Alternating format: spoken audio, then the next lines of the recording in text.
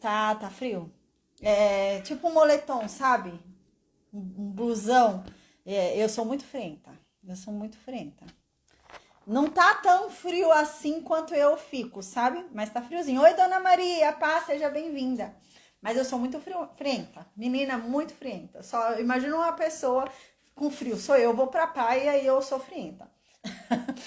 Eu vou pra praia, dormir na praia é capaz de eu levar cobertor. Eu sou muito frienta, muito frienta. A paz, Silvana, seja bem-vinda. Que bom que vocês entraram, Dona Maria, Silvana, Daniel, a Maria Oliveira, amém. A paz do Senhor Jesus, todo mundo do Meet, amém.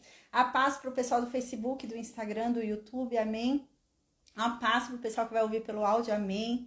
Amém, amém, amém. Gente, hoje o capítulo é um pouquinho longo, né? Então eu já vou começar, vou fazer a oração, a gente já vai começar. Só que é um capítulo simples, não é um capítulo complexo, tá? A gente só vai lembrar o que tá acontecendo aqui na história, porque vai ter uma reviravolta. Agora a gente vai perceber uma reviravolta no reino de Judá. No reino norte, não. No reino norte vai continuar a mesma coisa horrível que tava, o mesmo desandar que tava, indo já para a Síria mesmo. Mas ali no finalzinho do segundo tempo, né? Judá muda. Porque aqui, agora a gente vai começar a estudar, a gente tá, historicamente, faltam 5 anos para o Reino Norte ser levado pela Síria. Então, falta 5 anos para a Síria tomar o Reino Norte. Você vê que está muito perto do castigo que Deus havia falado que ia lançar sobre o Reino Norte e sobre o Reino Sul. Mas algo vai acontecer agora no Reino Sul e Deus vai tirar o castigo sobre o Reino Sul. E a gente vai ver isso agora. Eis que surge um novo rei, o rei Ezequias. Esse rei, descendente de Davi, né?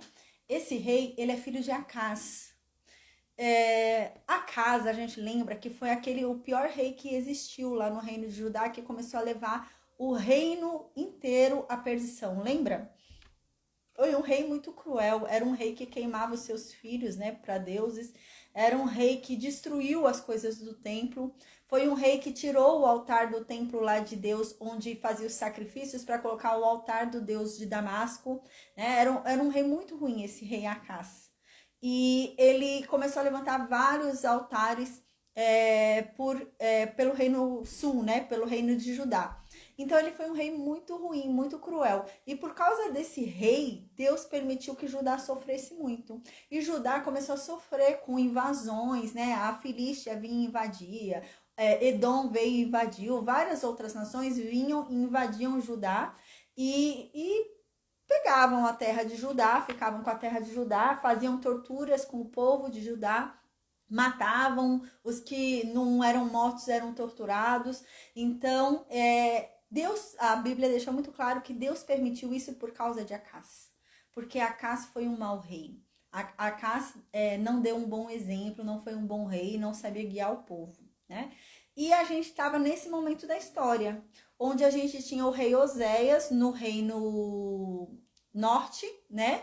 No reino de Israel, lá das 10 tribos, a gente tem o rei Oséias. Coitado, né? A Bíblia diz que Oséias nem era tão ruim quanto os outros reis que tiveram antes dele. Mas a batata queimou na mão dele, né? Faz aquela batata, né? Batata quente, né? A batata queimou na mão dele. Aquela brincadeira, né? Que eu fazia quando era pequena. Criança, que eu brinco com meus sobrinhos.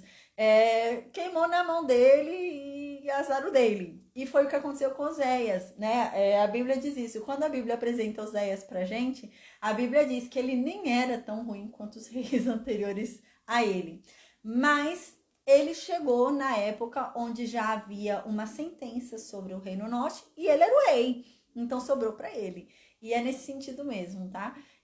Então lá no Reino Norte estava Oséias, né, que a gente lembra, e Oséias reinou bem pouquinho. Oséias reinou só 9 anos. Então Oséias começou a reinar no finalzinho do reinado de Acás.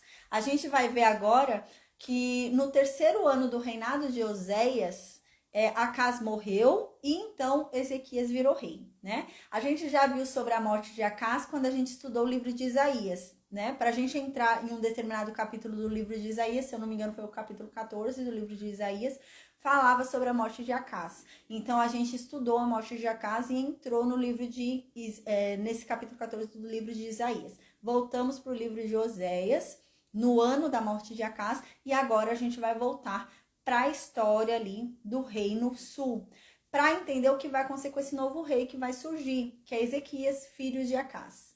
E a Bíblia diz, gente, que ele era diferente de Acás. A Bíblia diz que ele foi um bom rei. A Bíblia diz que Deus se agradou dele.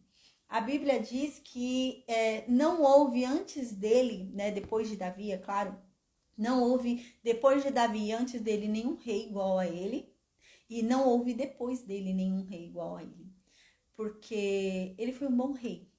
Deus se agradou dele, ele fazia questão de cumprir a lei de Deus, ele fazia questão de fazer tudo certinho, né, perante Deus. E ele incentivava as pessoas a voltarem para Deus, a servirem a Deus. E a Bíblia diz que ele foi um bom rei. E a gente vai ver isso, gente, realmente, parece que ele foi um bom rei. Ele só vai cometer uma deslizada aí mais pra frente, a gente vai ver. Mas ele foi um bom rei. A gente vai ver que ele foi um bom rei, né? Ele se deixou levar mais pra frente, a gente vai ver, vai falar sobre isso mais pra frente no reinado dele. Ele vai cometer um deslize, mas não é um deslize tão assim, gente. A gente vai ver, né? É errado o que ele fez, né? Mas não é um deslize tipo Davi deitando com Batseba, né? É isso que eu tô querendo dizer. Mas ele vai cometer um deslize, a gente vai ver. Mas ele vai reconhecer. Ele vai reconhecer o deslize dele depois, a gente vai ver isso. Então agora a gente vai estudar um rei diferente, gente. A gente tem muita coisa para falar sobre o rei Ezequias. Para a gente ter uma ideia de quão importante foi esse rei, tem bastante capítulos sobre ele. Tem alguns capítulos aí. A gente vê histórias de reis que não tem muitos capítulos, né? Tem ali um capítulo só e acabou, falando sobre aquele rei, né? Agora Ezequias não. Ezequias tem bastante capítulos sobre ele, tanto no livro de Reis como no livro de Crônicas. Então é um reinado de importância pra gente, tá? Então a gente vai falar sobre Ezequias hoje, porque ele faz uma reforma religiosa muito importante no Reino Sul. E ele tenta trazer para essa reforma religiosa que ele está fazendo no Reino Sul no primeiro ano do reinado dele. A Bíblia diz que no primeiro mês do reinado dele ele já faz essa reforma religiosa. E ele segue com essa reforma religiosa durante o reinado dele, né? Então, no primeiro mês, no primeiro ano do reinado dele, ele faz essa reforma religiosa e ele tenta trazer o Reino Norte para essa reforma religiosa. Ele tenta chamar o Reino Norte para que o Reino Norte se arrependa e lembre do seu Deus e volte a adorar a Deus, que vá para Jerusalém. Ele incentiva o Reino Norte a isso. Mas a gente vai ver que não vai dar certo. O Reino Norte não vai se converter. O Reino Norte até parece que vai em um determinado momento, mas não vai. E não tem jeito, o Reino Norte vai acabar sendo levado pela Assíria, tá? Mas a gente vê a importância desse rei, né? Uau, é um rei muito importante na história de Israel, na história de Judá, tá? Então eu vou orar agora e a gente vai começar a falar então sobre o segundo livro de Reis, capítulo 18, do versículo 1 até o versículo 8, e depois a gente vai para o segundo livro de Crônicas, capítulo 29. Tá bom? E eu vou falar um pouquinho sobre os profetas aí que a gente está estudando, né? Pra gente entender o contexto histórico das mensagens deles também. A gente deu uma paradinha no livro de Oséias, né? Por quê? Porque eu tava dando uma estudada no capítulo, a gente parou no capítulo 10. No capítulo 10. A gente estuda até o capítulo 9 de Oséias. Eu fui ler o capítulo 10 de Oséias e fui começar a estudar ali, né? Comparando ali com o tempo histórico, tudo. E aquele capítulo, ele se passa, gente, quando já existia a revolta de Oséias com a Síria. Então, a gente vai ter que segurar um pouquinho, porque ali já havia o cerco da Síria, que a gente vai ver daqui a pouquinho. Então, por isso que a gente vai estudar Ezequias agora. Paramos o livro de Oséias, vamos estudar Ezequias, né? Entrar já no livro de Ezequias. E então, a gente volta para Oséias, porque Oséias 10 se passa no período do cerco. A gente vai ver que antes da Assíria vir pegar Israel e levar Israel para a Síria, eles vão ficar 3 anos acampados ao redor de Israel. Eles vão fazer um cerco ali em Samaria, vão fazer um cerco ali em Israel, né? Para tomar ali o reino, né? Para tomar o trono, tudo, para entrar ali na cidade. E vão levar 3 anos, gente. Vão ficar 3 anos ali, acampados, tá? E nesses 3 anos é que se passa Oséias 10 até Oséias 14, que finaliza o livro de Oséias, tá? Então, por isso que a gente deu uma paradinha e depois a gente vem com o livro de Isaías, que Isaías vem falando sobre isso, sobre esse povo que foi levado, né? Tá bom? Então, amém. A gente vai fazer isso daí pra gente ir encaixando. Tem também o profeta Miqueias, né, também. Miqueias também, ele vai falar um pouquinho aqui pra gente durante esse reinado de Ezequias. Ele fala ainda também o que ele diz durante o reinado de Ezequias. Jeremias diz isso, né? O profeta Jeremias, a gente vai ver isso. Ele diz que o que Miqueias falou do capítulo 3 em diante foi durante o reinado de Ezequias. Então, a gente vai estudar aí junto com esse rei Ezequias terminar o livro de Miqueias, né? A gente já começou, a gente já estudou Miqueias capítulo 1 e capítulo 2, então agora, durante o reinado de Ezequias, a gente vai estudar Miqueias capítulo 3 até o final do livro de Miqueias. A gente vai voltar para o livro de Oséias durante o reinado de Ezequias, né? A gente vai estudar ali Oséias do capítulo 10 até o capítulo 14 e encerrar o livro de Oséias, que esse trâmite aí do 10 até o 14, como eu disse, é durante o período do cerco ali da Síria, tá? Então, a gente vai ver que eles vão ser levados para a Síria, vai haver o cativeiro lá, né? E então, a gente vai estudar o livro de Jonas e o livro de Isaías. Então, a gente vai ficar lendo Isaías, Jonas ali e vamos começar a focar só no reino de Judá, tá bom? Então, amém. Eu vou orar agora e a gente vai começar, então, a estudar segundo livro de Reis, capítulo 18, versículo 1 até o versículo 8, e o segundo livro de Crônicas, capítulo 29. E vamos conhecer um personagem novo hoje, muito importante para a história de Israel, que é o rei Ezequias, tá bom? Então, amém. Deus, obrigada, Pai, obrigada pelo teu amor, pela tua misericórdia, pela tua graça, Senhor, amém. Meu Deus, nos torna conhecedores da tua verdade, da tua palavra, Senhor, amém, porque nós queremos compreendê-la, Senhor, nos ajuda.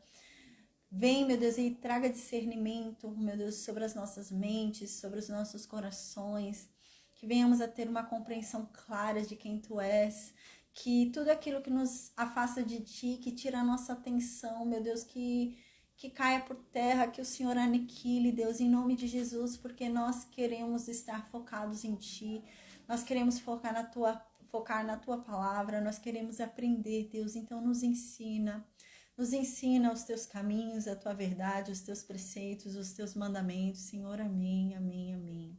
Meu Deus, que não seja o meu falar, mas que o seu Espírito Santo me use, Senhor. Eu sei que eu não sou merecedora, mas que a sua graça me alcance, que a sua misericórdia seja sobre mim, Senhor, amém. Que o Senhor não me retribua segundo aquilo que eu mereço, Senhor, mas que o Senhor me conceda da tua graça, liberando sobre mim o dom, Pai, o dom do ensino, para que eu possa aprender, para então ensinar. Então me ensina de uma forma, meu Deus, clara, inconfundível, para que então eu possa passar adiante tudo aquilo que eu aprendi de Ti, Senhor, amém. Meu Deus, que o meu falar ao Teu respeito seja irresistível, seja apaixonante, que todo aquele que me ouvir falar sobre Ti não resista, se apaixone e Te busque cada vez mais, Pai, amém. Senhor, tira daqui, de cada um de nós, todo desânimo, todo cansaço e toda preguiça, Senhor. Que venhamos a ter em nossas mentes que o Senhor cobra de nós a mesma disposição que nós damos ao mundo, a mesma disposição que nós tínhamos para fazer as coisas do mundo, nós temos que ter para Ti, que venhamos a ter essa compreensão para não nos cansarmos de ouvir a Tua palavra, não nos cansarmos das Tuas coisas, Senhor, amém, porque não há um lugar melhor para estarmos do que na Tua presença, Senhor. Amém. Meu Deus, obrigada pelo pão de cada dia, obrigada por nada nos faltar, obrigada pela Tua provisão. Meu Deus, nós temos prazer em Ti, nós temos prazer no alimento de cada dia, nós temos prazer na Tua vontade, então que ela se cumpra sobre cada um de nós, Senhor, amém. Que os Seus planos se realizem, pois eles não podem ser frustrados, Senhor, amém. Que o Senhor nos livre de todo mal, em o nome de Jesus, amém. Amém, a paz, Adriano, amém. Então vamos agora para o segundo livro de Reis, capítulo 18, versículo 1 a o versículo 8. Então a gente lembra o que está acontecendo na história de Israel, vamos lembrar? Eis que um novo rei surgiu no reino norte, chamado Oséias, lembra? E Oséias matou Peca. ele matou o rei anterior e tomou o trono, usurpou o trono, né? Ele matou o rei e tomou o trono, como eles sempre fazem lá no Reino Norte. Eles sempre faziam isso, né? Matava o rei e tomava o trono, matava o rei e tomava o trono. Então Osés não fez diferente. Ele matou Peca e tomou o trono de Peca. Aí a gente lembra que no início do reinado de Oséias, já era um novo rei sobre a Síria, não é mais Tiglat-Pileser, né, que foi durante o tempo de Acaz ali, durante o tempo de Peca, quem era rei da Síria era Tiglat-Pileser. Agora é uma pessoa, um descendente de Tiglat-Pileser chamado Salmaneser, né, ele que é rei agora. E esse Salmaneser, ele no início do reinado de Oséias, ele invade o reino de Israel, a gente lembra. Quando ele invade o reino de Israel, Oséias não luta, Oséias se entrega. Então Oséias preferiu virar servo. Então Oséias fala, olha, não precisa, a gente não vai fazer resistência não à Síria, a gente se entrega para vocês, só não faz nada com a gente e me deixa continuar reinando, né? Eu já expliquei como que funcionava a Síria quando invadia as nações, né? E Oséias faz isso, quando na primeira tentativa ali a Síria tenta tomar Israel. Então Israel passa a ser uma cidade, né, uma nação tributária da Síria. Então eles começam a pagar tributo todo ano para a Síria. Eles precisam pagar aquele valor. Se eles não pagarem, eles vão ser levados escravos e vão ter que trabalhar para dar aquele valor para a Síria, porque eles têm que pagar aquele imposto, né? Então fica essa condição lá no Reino Norte, tá? Então lá no Reino Norte, lá no reinado de Oséias, nas 10 tribos, está nessa situação. Oséias fez um acordo com o rei da Assíria, Salmaneser, e ele está pagando todo ano um imposto para ele continuar sendo rei e para o povo continuar morando nas suas casas. Aí ele paga o imposto todo ano para a Síria, certo? Lá no Reino Sul, no finalzinho do reinado de Acaz, né? Oséias surge no finalzinho do reinado de Acaz. A gente lembra que Acaz morre, a gente viu isso em Isaías, né? Isaías capítulo 14, eu acho. A gente viu que Acaz morreu. Acaz foi aquele rei ruim que teve em Israel, né? E Deus havia falado que o povo de Judá também seria levado pela Síria, né? Até então Deus vinha falando muito sobre o povo de Judá também ser castigado e ser levado pela Síria. E então a gente viu em Isaías capítulo 14 que Acaz morreu. E quando Acaz morre, quem é que fica rei no lugar de Acaz? Ezequias, o filho de Acaz. E Ezequias, gente, é um divisor de águas no reino de Judá. Por quê? Até então, Deus está virado com o reino de Judá por causa de Acaz. Deus queria realmente que o reino de Judá fosse levado pela Síria por causa de Acaz. Deus estava indignado com Judá por causa dos pecados de Acaz. Mas Acaz morreu. E quem virou rei no lugar de Acaz foi Ezequias. E Ezequias, gente, a gente vai ver que foi um rei que ele era fiel a Deus.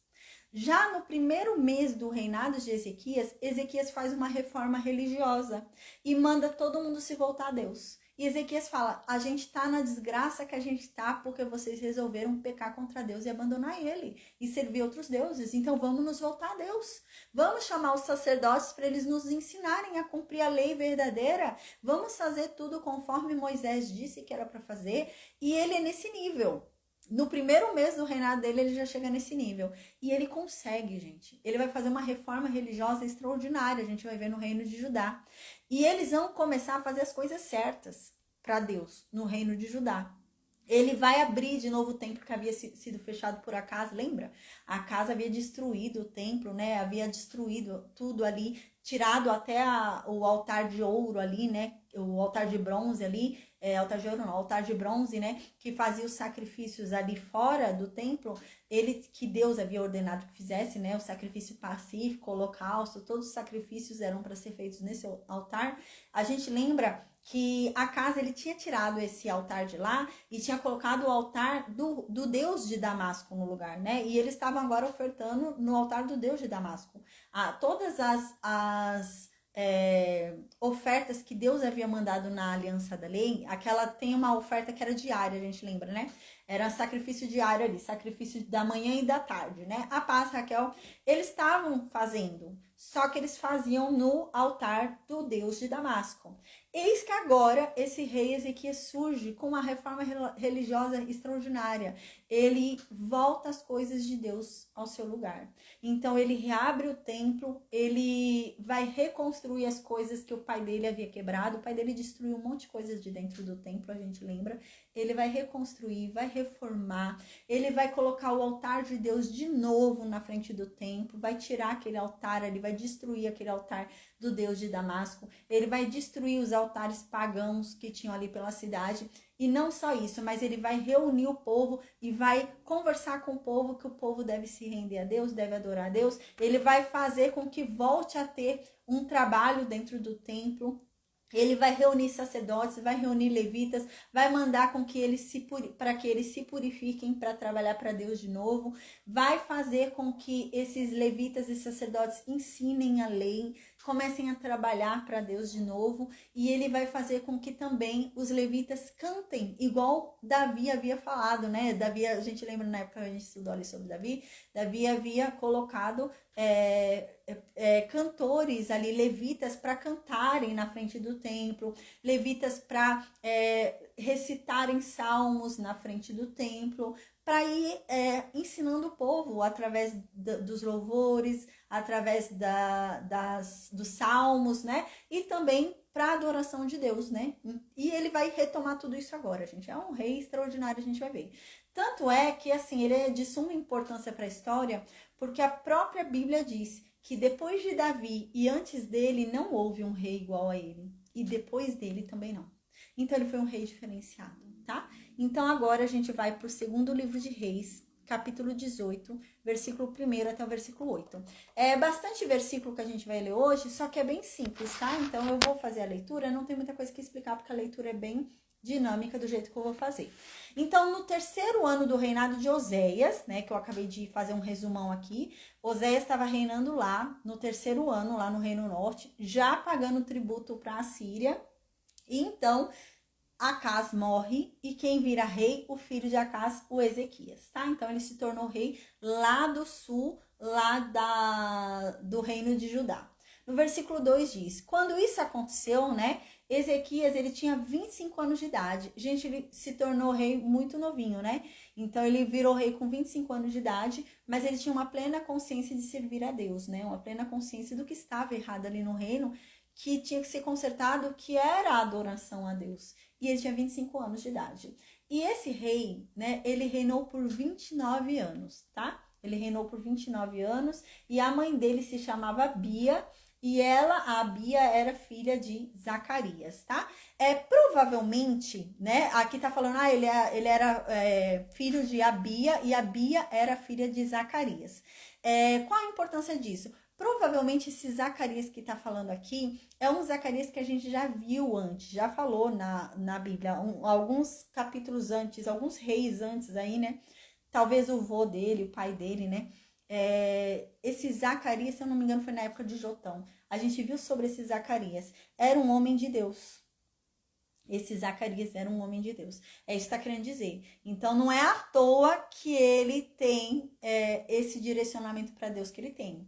O pai dele era um Zé Ruela, a gente lembra. O pai dele era ruim pra caramba, a caça, que matava os filhos ali queimando pra Moloque, não sei mais o que. Mas a mãe dele, ela era filha de Zacarias. Eu não lembro se Zacarias era sacerdote, mas ele era um homem de Deus, isso eu lembro. Então a gente já vê da onde que ele teve esse ensinamento sobre Deus.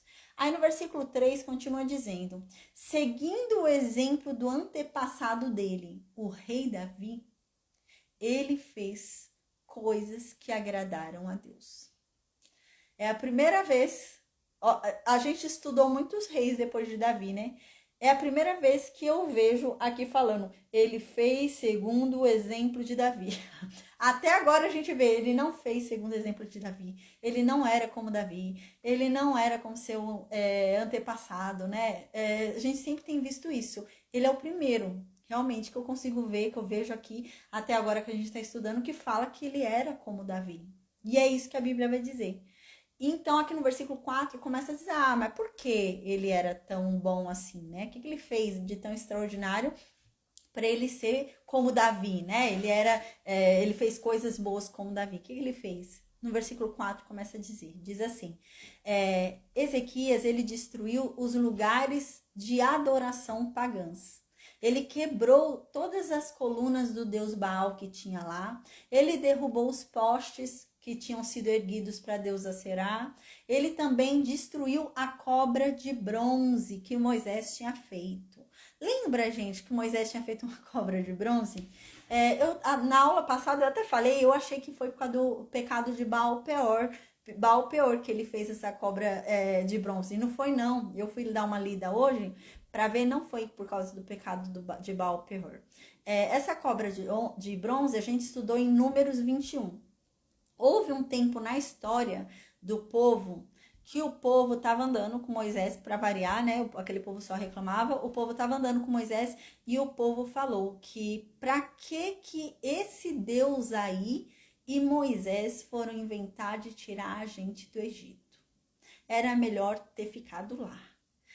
Eles tiraram a gente do Egito para comer esse pão horrível. E era o maná. E eles começaram a falar isso. Lembra? Houve um momento na história que eles começaram a falar isso. E então Deus começou a enviar um monte de cobras. Lembra? As cobras vieram, Deus tirou a proteção. Eu até expliquei isso na época, né? Não é que Deus enviou as cobras, mas eles viviam no deserto. E sempre se diz isso, né? É muito difícil você viver no deserto. Porque deserto é lugar de bicho, deserto é lugar de animais traiçoeiros. Não é lugar de você morar. Porque os animais que ficam lá no deserto, né? Os animais que vivem. Por isso que fala, né? Deus os sustentou 40 anos no deserto. É difícil, gente. É difícil ficar alguns meses no deserto, quem dirá 40 anos, sem você ter um leão invadindo sua tenda, entendeu? É nesse nível, num deserto. Num deserto, eles não tinham muralha ao redor e um portão grande para um leão não vir invadir. Né? As cidades lá de Canaã tinham muralhas, um portão de ferro enorme, bom, né? No deserto eles não tinham isso, não. Era aberto. Então nada impedia que um leão viesse e pegasse eles na tenda. Claro que algo impedia, né? Só Deus impedia. E a gente falou sobre isso na época que a gente estudou. Então Deus era quem impedia que o urso viesse, que o lobo viesse, que o leão viesse. Era Deus, porque não tinha explicação. Como que aquele povo ia ficar aquele monte de gente com as tendas abertas, não tinha nenhuma proteção. As cidades, né? Elas tinham portões e muralhas e eles fechavam em um determinado horário, porque senão animais podiam entrar e destruir. A gente vai ver isso depois que o povo for levado para a Síria. A cidade, o reino de Israel, quando os assírios estiverem morando lá, vai ser invadida por leões e os leões vão matar as pessoas. Então, era isso que acontecia. Imagina um povo no deserto vivendo com uma tenda, uma barraca. É só Deus mesmo para impedir que animais venham e matassem esse povo. E Deus impedia isso. Mas quando esse povo reclamou, quando esse povo falou que o maná era horrível, era detestável, que eles preferiam comer a comida do Egito, aí Deus tirou a proteção dele. E então as cobras começaram a vir. Lembra? As cobras vieram e matou muita gente. As cobras mataram. E muita gente morreu por causa dessas cobras. Então, quando Moisés viu o desespero de tanta gente morrendo por causa das picadas de cobras, Moisés começou a interceder por aquele povo, começou a orar a Deus e pedir socorro para Deus. E Deus falou, não, eu não vou fazer nada, eu vou deixar essas cobras aí. E as cobras vão continuar picando eles, eu não vou pôr minha proteção. A única coisa que eu vou fazer é o seguinte, Moisés, já que você quer fazer alguma coisa, Moisés, faz então uma cobra de bronze, deixa essa cobra de bronze em tal lugar à vista. Quem for picado deve ir até essa cobra, olhar para ela e crer que será curado. E então vai ser curado. E é isso que aconteceu, lembra? Então as pessoas eram picadas pelas cobras e elas tinham que ir lá para onde estava essa cobra de bronze que Moisés fez, olhar para ela e então elas seriam curadas. Mas o nível de perversidade desse povo estava tão grande, o nível de desconhecimento de Deus estava tão grande, mas tão grande, agora, durante o reinado de Acás, né, que as pessoas começaram a olhar para essa cobra como um deus.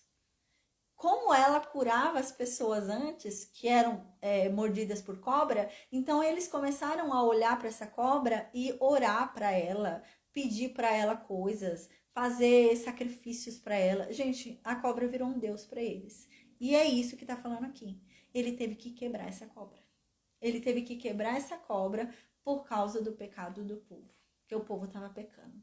Então diz aqui que a cobra lá que Moisés tinha feito, né, teve que ser quebrada, né, e que era chamada de Neustã. Ela teve que ser quebrada. Até aquela época, o povo de Israel queimava incenso em honra dela, gente. O povo de Israel fazia sacrifício, queimava incenso para essa cobra. Ela era um deus para eles. Olha que absurdo. Aí no versículo 5, para a gente ver o nível de perversão que estava esse povo. Aí no versículo 5 diz, Ezequias, né, esse rei, confiou em Deus. Ele confiou no Deus de Israel. Judá, olha o que diz aqui agora, hein? Judá nunca teve um rei como ele. Desde a morte de Davi, o reino de Judá nunca teve um rei como Ezequias. E nem depois. Ele foi um rei bom, gente. É um rei interessante para a gente estudar agora. Ele é importante na história. No versículo 6 diz, Ezequias ficou ligado a Deus e ele nunca desobedeceu a Deus. Pelo contrário, ele guardava com cuidado cada mandamento de Deus e os obedecia. Observava tudo que Deus tinha dado a Moisés. Por isso, Deus era com ele. Então, no versículo 7 diz que ele, então, teve sucesso em tudo que ele fez por causa disso. E diz que Ezequias, diferente de Oséias, Ezequias não aceitou ser subjugado pela Assíria. E a gente vai ver isso quando acontecer. Daqui a pouco vai acontecer, a gente vai ver. A Assíria vai vir querer fazer com o reinado de Ezequias, com o reino de Judá, a mesma coisa que fez com o reino norte. Na intenção deles se entregarem, né? Porque era muito comum as nações se entregarem. As nações ficavam com muito medo. Por causa dos assírios, eles eram famosos pela sua crueldade, pela tortura que eles cometiam, né? Então, as pessoas não queriam pagar para ver. As pessoas falam, não, a gente se entrega, a gente se entrega. Mas Ezequias vai resistir. Ezequias vai falar, não, a gente não vai se entregar não, a gente vai lutar. E a gente vai ver isso quando acontecer. E é memorável, a gente vai ver. Deus que vai fazer algo extraordinário, a gente vai ver. E aqui diz isso, que ele não decidiu confiar no rei da Síria. Ele vai preferir confiar em Deus. A gente vai ver isso. A mesma coisa que aconteceu com Acás, gente. Lembra que quando foi com Acás, Deus falou por meio de Isaías? Quando foi aquela guerra entre Peca e a Síria com S, para pegar o reino de Acás, lembra? E Isaías falou, Isaías falou para Acás, Acás não faz nada, Deus é com vocês. Acás não precisa fazer nada, Deus está falando para você ver o milagre dele, ele vai fazer um milagre e você não vai precisar mexer nem um palmo, vai dar tudo certo, Deus está com vocês. E Acás não creu. Acás foi lá e pediu ajuda para a Síria, porque Acás não creu que Deus estava com eles. Ezequias vai ser diferente. O filho, né? Ezequias vai ser diferente. Ezequias vai crer. Ezequias não vai pedir ajuda. Ezequias, ele vai até titubear, ele vai até pensar em pedir ajuda, mas Isaías vai vir falar com ele. E Isaías vai falar, não peça ajuda. Deus é com você. Espera, confia nele. E Ezequias vai confiar. Diferente de Acás, Ezequias vai confiar. E é isso que está dizendo aqui, a gente vai ver. Aí no versículo 8, já deu um spoiler aí, né? Versículo 8 diz, venceu os filisteus, invadiu o território. Gente, a Filístia ela tinha sido conquistada, a gente lembra, era do reino de Judá, né? Havia sido conquistada, mas foi sendo perdida, né? Os filisteus retomaram a Filístia. Os filisteus, na verdade, não só retomaram a Filístia, que são as 5 cidades, se eu não me engano, são 5 cidades lá da Filisteia, não só retomaram elas, como eles ainda conquistaram terras da Judéia, a gente lembra, né? Terras de Judá ali também. Mas agora, Ezequias venceu os filisteus e reconquistou o território ali. Caramba, né? Desde o menor povoado até a maior cidade. E atacou a cidade de Gaza e a região ao seu redor. Atacou a cidade mãe, né? E atacou toda a cidade, todo o entorno ali. Aí agora a gente vai parar aqui e vamos para o segundo livro de Crônicas, capítulo 29, tá bom? Porque no versículo 9 em diante começa o cerco em Israel. E a gente não vai estudar o cerco ainda vamos esperar um pouquinho para estudar o cerco, tá? A gente ainda está no primeiro ano do reinado de Ezequias. O cerco vai ser no 5º ano do reinado de Ezequias, se eu não me engano. Então a gente ainda está no primeiro ano. Então para no versículo 8. Aí agora a gente vai para o segundo livro de Crônicas, capítulo 29, tá? Então, amém. Vou ler aqui. Versículo 1. Vai repetir um pouquinho que a gente estudou em cima, mas depois tem novidade aqui, tá? Ezequias, ele tinha 25 anos de idade quando ele virou rei lá em Judá, né? Ele governou por 29 anos em Jerusalém. A mãe dele era Abia e ela era filha de Zacarias. Versículo 2. Seguindo o exemplo do seu antepassado Davi, ele fez aquilo que agradava a Deus. Versículo 3. Agora começa a informação importante pra gente. No primeiro mês do reinado dele, Ezequias abriu os portões do pátio do templo de Deus e mandou consertar. Lembra que a gente tinha estudado isso? Acas tinha fechado o templo. O templo não funcionava mais. Acas tinha fechado todo o templo. Acas tinha tirado o altar de bronze e tinha colocado o altar do Deus de Damasco. E ele tinha fechado para ninguém fazer mais nenhum trabalho dentro do templo. Não se acendia mais incenso dentro do templo, gente. Não se trocava o pão, sabe? Os pães, né? Nossa, eu esqueci o nome. Os pães que ficam na mesa, né? Lembra que na Aliança da Leitinha, eu esqueci o nome. Mas não se mudava mais, não se acendia incenso, não fazia mais nada. Por causa de Acas. Acas tinha proibido de se entrar no templo. Então, se fecharam ali, não funcionava mais o templo. E não só isso Acas fez, como Acas também pegou coisas do templo e quebrou. Ele pegava coisas que sei lá, a mesa do templo e quebrou. Ele pegou coisas, utensílios do templo e quebrou. Ele foi quebrando as coisas do templo de Deus. Agora, Ezequias, o filho dele, abre de novo o templo para ser trabalhado lá dentro do templo, para acender o incenso lá dentro do templo, para fazer os pães lá dentro do templo, né? Colocar os pães lá que tem que ser... a gente lembra que tinha que ficar mudando, né? Aqueles pães, né? Tal. E ele vai continuar, tá? Ele vai continuar isso que tinha parado durante o reinado do pai dele. E não só isso, ele mandou consertar ali o que estava quebrado, o que o pai dele tinha quebrado. E então, no versículo 4, diz que ele mandou chamar os sacerdotes. Todos os sacerdotes ele mandou chamar todos os levitas e ele fez reunião com os sacerdotes e com os levitas ali no pátio do templo. Ali na área ali onde ficou o altar de bronze, né, ali no pátio grande do templo, ele fez uma reunião com todos eles e falou assim para eles: Levitas, escutem o que eu vou dizer para vocês. Vocês devem se purificar. E devem também purificar o templo de Deus, o Deus dos nossos antepassados. Tirem do templo de Deus tudo que é impuro. Então, a gente vê o nível que estava o templo de Deus. Acas, além de não deixar as coisas de Deus dentro do templo, ter quebrado, ter fechado o templo, ele deixou coisa impura lá dentro. Ele deve ter deixado abominações lá dentro do templo. E é isso que Ezequias está falando. Vocês agora vão tirar tudo que for abominável de lá de dentro. Tudo que foi imundo, tudo que foi impuro, vocês vão tirar. E vocês vão agora purificar o templo e primeiro, é claro, purificar a si mesmo. Versículo 6. Os nossos antepassados foram infiéis a Deus. E foi por isso que Deus rejeitou eles. E fez acontecer com eles o mal que aconteceu. Foi por isso.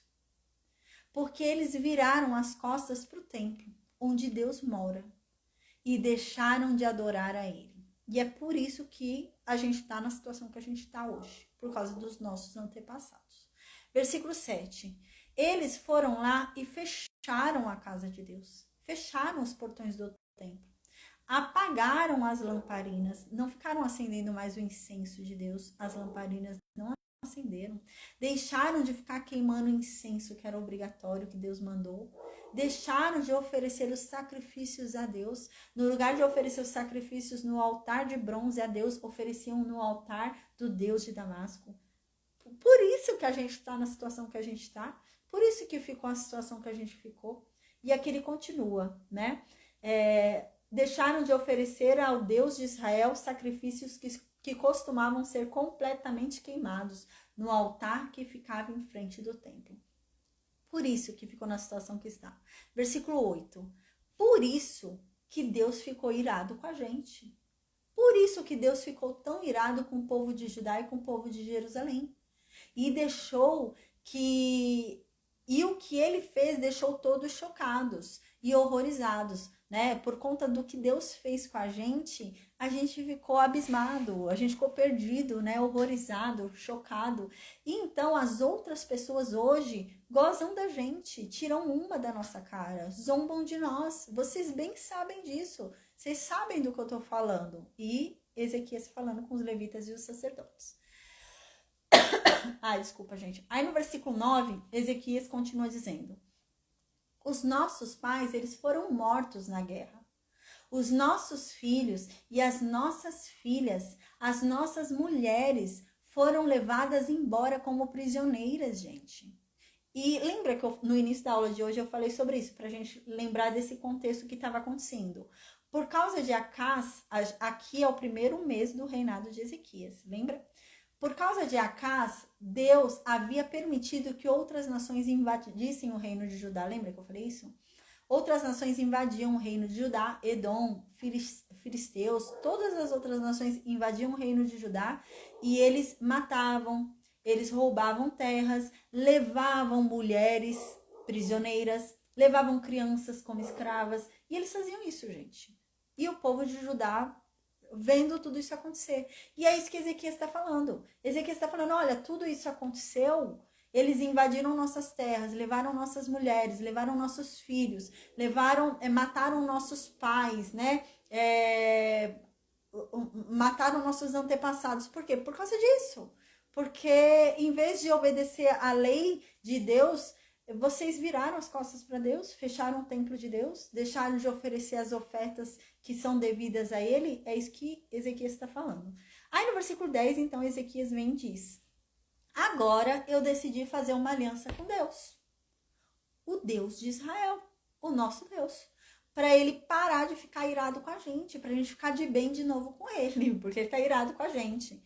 Então, no versículo 11, Ezequias diz: portanto, meus filhos, né, não sejam relaxados, pois Deus escolheu vocês para cuidar do templo. Então, não fiquem com preguiça. Não sejam relaxados. Vocês foram escolhidos. Os levitas e os sacerdotes que foram incumbidos dessa missão. Não sou eu que sou da tribo de Judá, da casa de Davi. São vocês. E então, aqui ele continua, né? Deus escolheu vocês para que sirvam no templo. Deus escolheu vocês para que ajudem nos cultos de adoração. Deus escolheu vocês para que queimem incenso em honra a ele. Só vocês podem fazer isso. Então, parem de preguiça. Esqueci aqui essa mão. Parem de preguiça e vão fazer o que Deus mandou vocês fazerem. Aí no versículo 12 a 14, vai começar a dar uma lista pra gente das famílias que estavam lá, tá? A gente vai ver algumas famílias por causa dos salmos. Aí diz assim, estavam ali, enquanto Ezequias estava falando, algumas famílias de levitas, né? Quem que estavam lá? Do grupo da família de Coate estavam Maate, filho de Amazai, estava Joel, filho de Azarias, e do grupo das famílias de Merari, a gente lembra, né? Meraritas, Gersonitas e Coatitas, né? A gente viu isso quando a gente foi falar lá sobre como se fala? A viagem, né? Durante ali o deserto, quando eles tinham que viajar levando o tabernáculo de Deus, havia uma ordem certa, né? Havia uma ordem, cada um ficava com uma determinada coisa. Não era assim, eu quero pegar a madeira do templo. Não, tinha uma ordem. E a gente estudou sobre isso. E é isso que vai falar agora, separando por famílias, né? Os coatitas, né? Da família dos coatitas, quem eram? Maate, filho de Amasai, Joel, filho de Azarias, né? Dos meraritas, quem eram? Quis, filho de Abide, Azarias, filho de Jealelel. E do grupo dos gersonitas são Joá, filho de Zima, e Éden, filho de Joã, né? Então, aqui vem do grupo de Elisafã, né? Elisafã descende, né, de coatitas, na verdade, a gente lembra que dos levitas só vem esses três, né? Porque Levi teve 3 filhos. Então, vem desses 3, que é gersonitas, coatitas e meraritas, certo? Então, mas aqui você vê que tem um grupo de Elisafã, um grupo de Asaf, que estão inclusos dentro do coatita e dos meraritas, certo? Mas eles merecem um destaque na história. Igual, por exemplo, Asaf, tem vários salmos de Asaf, né, da descendência de Asaf.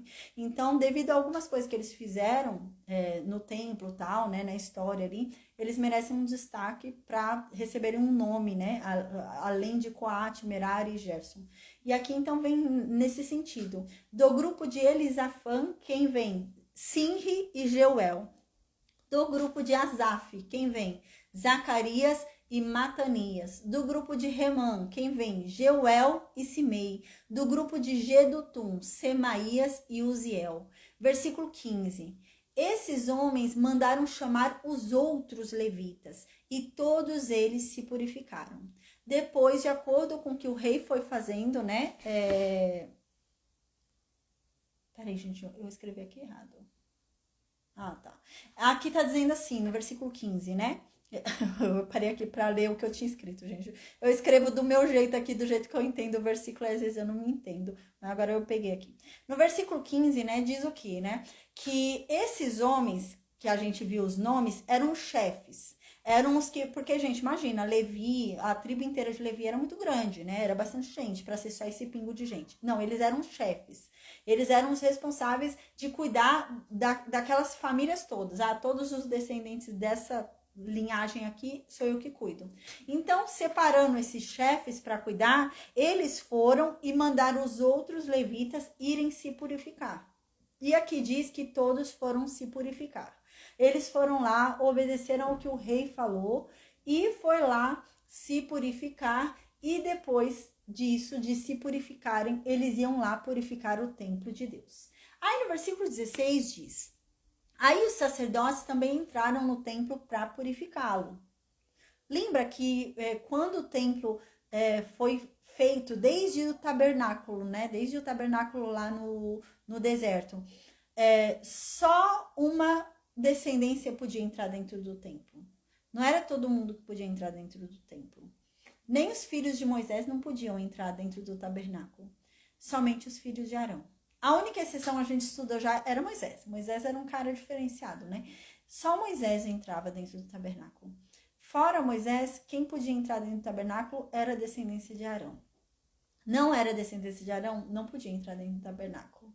A única exceção foi Moisés. E aqui, então, está dizendo que os sacerdotes, ou seja, os descendentes de Arão, entraram no templo para purificar o templo. Então, diz que eles tiraram lá de dentro do templo tudo que era impuro, tudo que era imundo, né? E levaram lá para o pátio. E lá do pátio, os levitas levaram para fora. Lembra? Porque os levitas não podiam entrar no templo. Só quem pode entrar no templo é descendente de Arão. Levita não pode. Nem os filhos de Moisés não podiam entrar dentro do templo. Nem a irmã, né, Miriam, nem a irmã de Arão não podia entrar dentro do templo. Só quem podia entrar dentro do templo era Arão e os filhos de Arão. A única exceção era Moisés, né? Então aqui continua dizendo que eles foram lá, purificaram o templo de Deus, os sacerdotes, descendentes de Arão, purificaram o templo de Deus ali, e tudo que era imundo, tudo que estava ali e era abominável, eles pegaram, colocaram lá para fora, para o pátio onde ficava o altar de bronze, que ali era um lugar livre, os levitas trabalhavam ali. Então os levitas pegavam essas coisas e levavam para fora da cidade, porque não podia ficar dentro da cidade, eles tinham que limpar a cidade, né? Eles tinham que tirar da cidade toda coisa abominável para que o solo não se tornasse abominável. Então eles tiraram da cidade. E diz aqui que eles foram até o Vale do Cedron. Gente, eles foram para bem longe, levaram para bem longe da terra deles. Aí no versículo 17, então diz que começaram, né, a purificação no primeiro dia do primeiro mês. Então no primeiro dia do primeiro mês do reinado de Ezequias já começou a purificação. No dia 8, eles já tinham purificado até a sala de entrada do templo. Eles trabalharam mais 8 dias e no dia 16 eles terminaram de purificar o templo inteiro. E então, no versículo 18, diz que eles foram ao palácio lá para falar com o rei, o Ezequias, né? Para avisar que eles tinham purificado o templo. Então eles disseram para Ezequias: ó, rei, nós purificamos o templo, né? Incluindo o altar de bronze que a gente tem que fazer sacrifícios. Inclusive esse altar que Acás tinha jogado longe, tinha ignorado, né? Que ele só fazia sacrifícios no altar do Deus de Damasco. Não, a gente agora purificou o altar de Deus, o altar de bronze, onde Deus ordenou que os sacrifícios dele fossem feitos. A gente purificou o rei. E eles foram lá avisar, né? A gente purificou também os objetos do templo. A gente purificou a mesa para os pães oferecidos a Deus, né? A gente purificou todos os objetos lá de dentro, os objetos de fora. O templo está purificado. Então, aqui no versículo 19 diz: também nós fomos buscar os objetos que o rei Acás, por ser infiel a Deus, havia jogado fora durante seu reinado, gente. A gente lembra disso, né? A gente falou sobre isso na história. Ele pegou umas coisas de dentro do templo e jogou no lixo. Ele falou que era lixo. Ele pegou de dentro do templo de Deus e tacou no lixo. E é isso que eles estão falando. Nós pegamos do lixo as coisas que Acás jogou fora, porque ele era infiel. E eles estão falando isso para o filho de Acás, né? E é isso mesmo. Eles pegaram do lixo, coisa que ele tinha jogado no lixo, que era do templo de Deus. E aqui ele diz: então nós pegamos do lixo e purificamos as coisas que Acás tinha jogado fora. E então colocamos em frente ao altar de Deus, o Senhor. No versículo 20 diz que no dia seguinte, Ezequias levantou bem cedo e ele mandou chamar os nobres da cidade de Jerusalém, as maiores autoridades da cidade de Jerusalém, os mais ricos, né, os mais poderosos, né, da cidade. Ele mandou juntar todo mundo e foi todo mundo lá para o templo. No versículo 21, então, diz que Ezequias mandou trazer 7 touros novos, mandou trazer 7 carneiros, mandou trazer 7 ovelhas e mandou trazer 7 bodes. E ele estava pedindo todos esses animais porque ele ia oferecer todos esses animais em sacrifício para tirar os pecados da família dele, para obter o perdão dele, porque o pai dele fez o que ele fez, né? Então ele ofereceu todos esses sacrifícios pela família dele, para que Deus perdoasse a ascendência dele, perdoasse ele, não descontasse nele o problema dos antepassados dele, né? E também para que Deus perdoasse o povo de Judá. E também para que Deus purificasse o templo. Então ele ofereceu 7 touros novos, 7 carneiros, 7 ovelhas, 7 bodes, para obter, né, como sacrifício, para tirar os pecados da família dele, para tirar os pecados do reino de Judá, do povo de Judá, e para purificar o templo. Então ele foi e ordenou aos sacerdotes, os descendentes de Arão, que oferecessem animais no altar. Lembra? Olha como ele está fazendo tudo certinho. Quem é que podia tocar na coisa santa? Só o sacerdote, lembra? Um levita não podia encostar no altar de ouro. Um levita não podia. No altar de ouro não, no altar de bronze ali. Nenhum altar ele não podia. Nada que era sagrado ele não podia encostar não, levita. Só quem podia encostar era um sacerdote. Só descendente de Arão podia. Quem é que podia fazer sacrifícios? Quem era sacerdote para fazer sacrifícios? Só descendente de Arão. Né? As únicas pessoas que podiam oferecer sacrifício eram os descendentes de Arão. São as únicas. Única pessoa que podia oferecer incenso, né? Os sacerdotes, descendentes de Arão. Então só eles podiam, mas ninguém podia. Só eles, sacerdotes. A gente lembra que a única exceção que foi sacerdote e não era descendente de Arão, a gente já estudou, foi o profeta Samuel. O profeta Samuel não era descendente de Arão, mas Deus o chamou como sacerdote e ele oferecia sacrifícios e Deus aceitava. Foi a única exceção na história. De resto, os sacerdotes que ofertavam eram descendentes de Arão. E Ezequias sabia disso. A gente vê que Ezequias conhecia a lei, né? Ezequias conhecia bem a lei. E Ezequias vai então, né?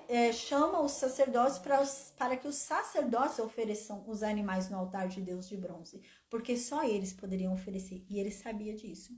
No versículo 22, então, diz: os sacerdotes foram lá primeiro e mataram os touros novos, né? pegaram um pouco de sangue daquele touro e borrifaram no altar, para purificar o altar. Depois, eles fizeram o mesmo com os carneiros e com as ovelhas e purificaram com sangue. A gente viu muito isso acontecer, né? Quando havia aliança. Lembra que Moisés fez isso? Aspergiu sangue no povo, né? Então, isso é muito comum. E agora ele está fazendo, mas ele está aspergindo ali no altar. Então, no versículo 23 diz que em seguida, depois disso, eles foram e pegaram os bodes. A paz, Marinalda. Depois disso, os sacerdotes foram e pegaram os bodes, né? Que eram os sacrifícios para tirar os pecados. E os levaram ao rei e às outras pessoas para que colocassem as mãos na cabeça. A gente até já estudou sobre isso, né? Lembra que um bode também ia embora? A gente teve uma aula que a gente falou sobre isso. Que eram 2 bodes, aí um colocava a mão na cabeça, um ia embora e o outro era sacrificado, né? Pelos pecados. E é isso que eles estão fazendo. Eles pegaram um bode e as pessoas colocavam a mão na cabeça do bode no sinal de transferir o seu pecado para aquele ser, para que ele morra no seu lugar, para que ele pague o pecado por você, né? Nesse sentido. Aí no versículo 24, então os sacerdotes mataram os bodes. A paz, Tiago. Então os sacerdotes foram lá e mataram os bodes e despejaram o sangue ao pé do altar, como sacrifício para tirar o pecado de todo o povo. Pois o rei havia ordenado que o sacrifício que era completamente queimado e o sacrifício para tirar os pecados fossem oferecidos em favor de todo o povo de Israel, né? Então o que acontece? Eles ofereceram ali os sacrifícios, né? O sacrifício que era completamente queimado, o holocausto. A gente lembra que a gente estudou isso no livro de Levítico, né? O sacrifício para pecado era um. Deus não se agradava do sacrifício do pecado, então ele era diferente, ele era ofertado de uma forma diferente, tinha que ser jogado lá fora, até as cinzas era abominável, jogava lá longe, lembra? Tinha um jeito diferente. Então, o sacrifício do pecado era de um jeito, os sacrifícios de holocausto era de outro jeito que era feito, né? Os sacrifícios pacíficos eram de outro jeito, cada sacrifício tinha um jeito de ser feito, que a gente estudou em Levítico. E é isso que está falando aqui. Os sacrifícios de holocausto, o rei ordenou que os sacerdotes fizessem em favor do povo o holocausto, né? Para que Deus se reconciliasse com o povo. E o sacrifício ali para tirar os pecados dos bodes, né? Também foi feito em favor do... Amém, Tiago. Imagina, seja bem-vindo. Deus abençoe. Em favor do povo de Israel também, para que os pecados fossem perdoados, né? Aqui Ezequias está reconhecendo o quão suja que estava, né? O quão degradada que estava a situação do reino. E ele ansiava por esse perdão de Deus. O povo precisava de um perdão de Deus, né? E ele estava nesse sentido realmente, de oferecer esses sacrifícios em prol do povo, porque o povo já não merecia mais o perdão de Deus. Então, para buscar um favor de Deus, né?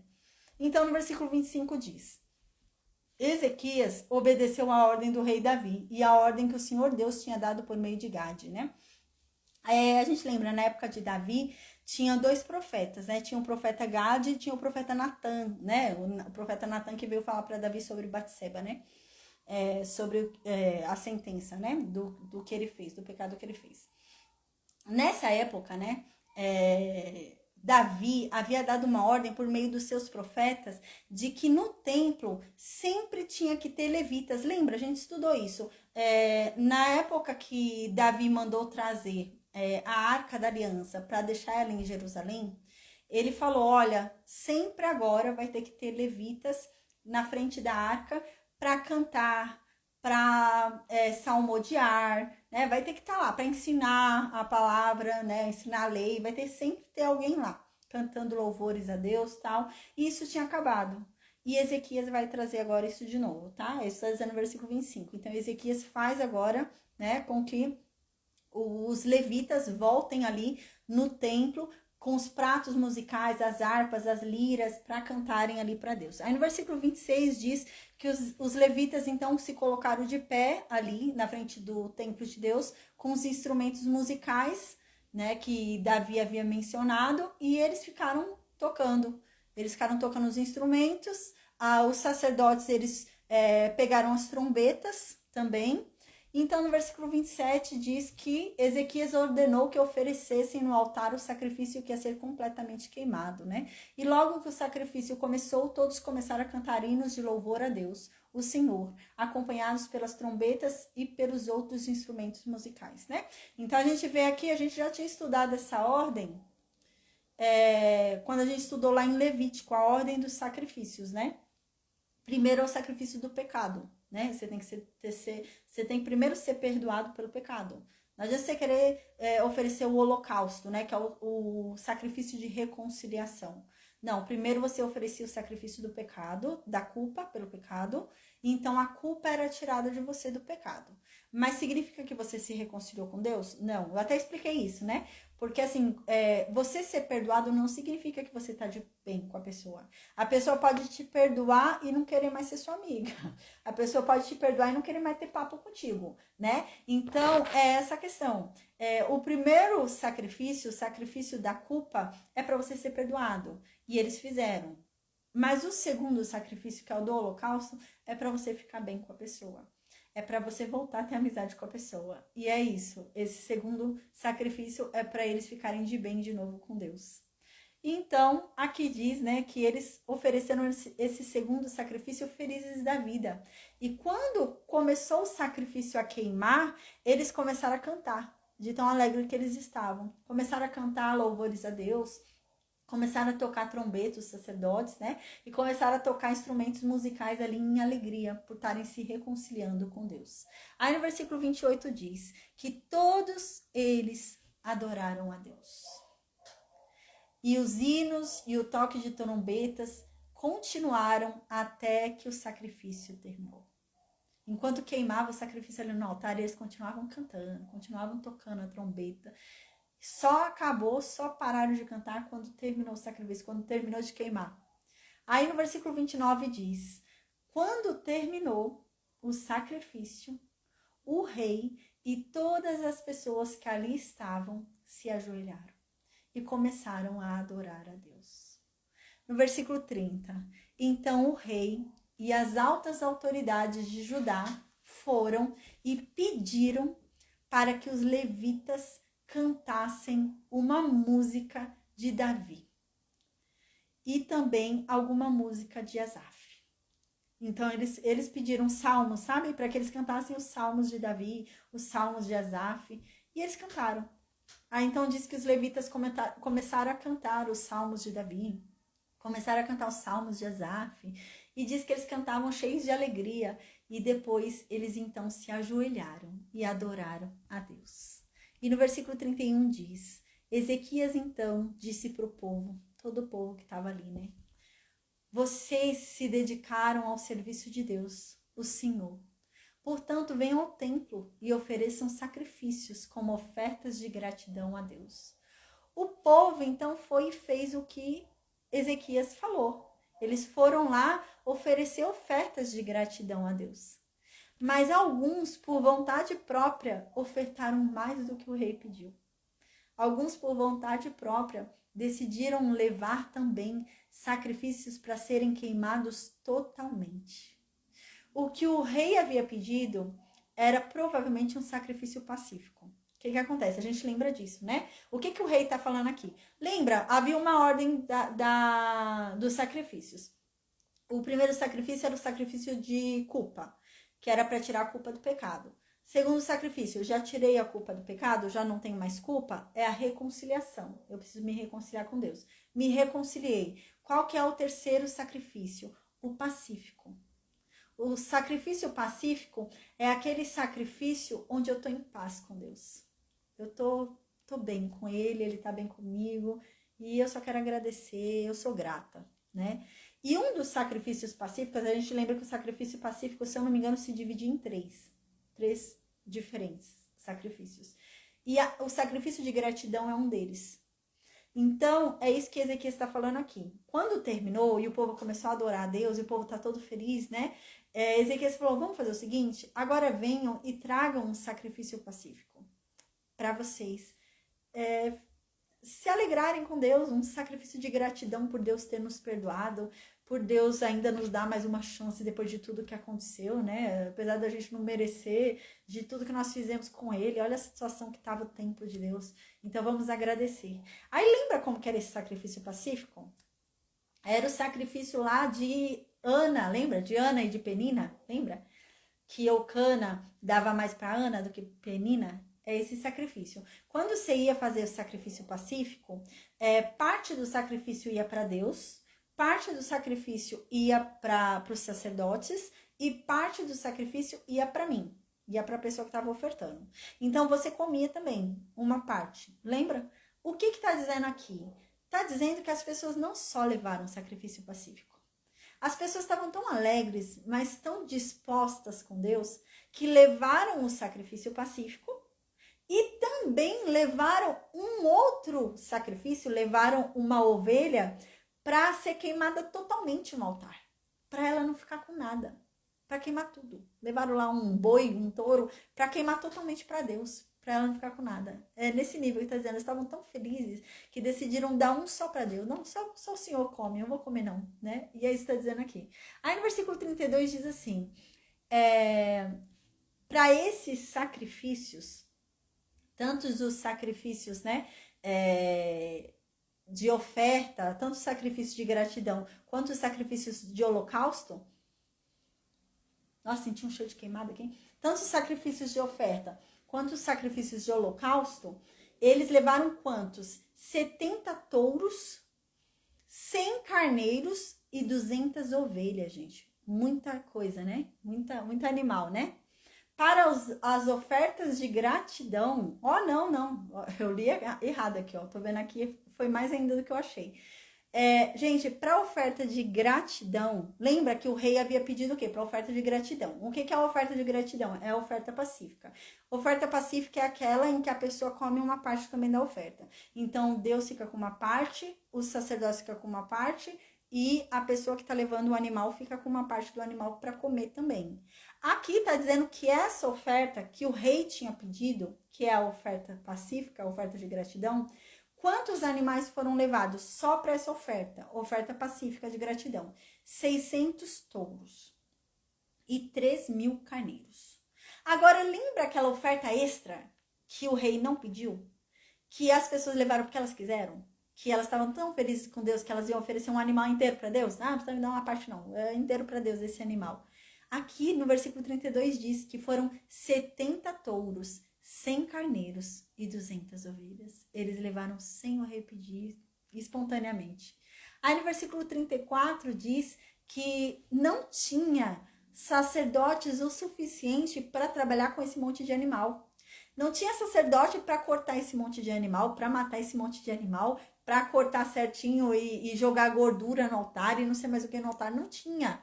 Era muito animal para pouco sacerdote. Então diz que por causa disso, os levitas começaram a ajudar, né? Começaram a ajudar ali a cortar os animais, ajudar ali os sacerdotes, até que terminassem os sacrifícios, né? A essa altura, diz aqui, né, que os sacerdotes já tinham se purificado. Os sacerdotes tinham se purificado a essa altura do campeonato, mas diz que os levitas estavam mais dispostos a se purificarem do que os próprios sacerdotes. A impressão que eu tenho quando a gente lê isso daqui é que parece que faltava sacerdote porque tinha sacerdote que ainda não tinha sido purificado para estar fazendo isso, né? Ele ainda estava passando pelo processo de purificação. Mas aqui diz, gente, o número de levitas é muito maior do que o número de sacerdotes. Né? O número de sacerdotes é descendente de uma pessoa só, o levitas não, de um monte. Então o número de sacerdotes é muito menor do que o número de levitas. Mas aqui diz quem deveria ter se purificado mais rápido, os sacerdotes, que é um número menor, né? Mas diz que os levitas estavam mais dispostos, eles se purificavam mais rápido do que os sacerdotes. Aí no versículo 35 diz, né? Além dos muitos animais que foram completamente queimados, houve também a oferta da gordura dos animais oferecidos como oferta de paz, né? Então, houve a queima dos animais, que era o holocausto, que foram esses animais que foram totalmente queimados, e houve também a oferta da gordura dos animais pacíficos, que foi o que a gente falou, da oferta pacífica, que uma parte vai para Deus era a gordura, lembra? A gordura ia para Deus, aí ia uma parte para os sacerdotes e uma parte ia para as pessoas, né? Para quem deu. E ela podia dividir com quem ela quisesse, né? A gente lembra disso. Ela podia fazer um banquete, chamar todo mundo para comer. Ela podia fazer um churrascão, chamar todo mundo para comer a carne dela. Só não podia comer quem era imundo, né? Mas podia comer, chamar um monte de gente, chamar o vizinho, chamar um monte de gente para comer junto. E é isso que está dizendo aqui, né? Então foi feita a oferta dos animais totalmente queimados, o holocausto, foi feita a oferta pacífica, que era de gratidão, né? E além dessas duas, eles ofertaram vinho. Eles fizeram uma oferta de libação. Lembra? A oferta de libação é toda oferta líquida. A gente estudou também em Levítico.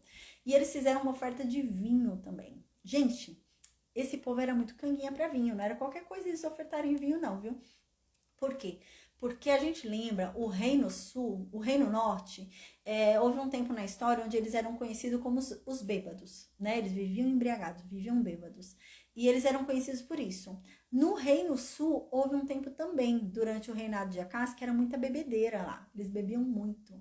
Mas eles, sem dó, eles ofertavam vinho para os deuses pagãos.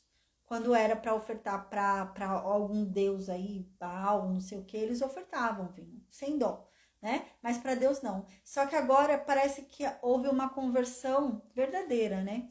Ao ponto deles ofertarem algo que era importante para eles, o vinho. Então, eles ofereceram ali o vinho para Deus. Então, diz que assim começou, né, de novo o culto no templo. Então, foi assim que se inaugurou de novo o templo e começou-se de novo a fazer o trabalho diário ali no templo que havia sido construído por Salomão, tá? Aí, no versículo 36, a gente finaliza a aula de hoje e diz assim: Ezequias e todo o povo ficaram alegres com o que Deus havia feito por eles, né?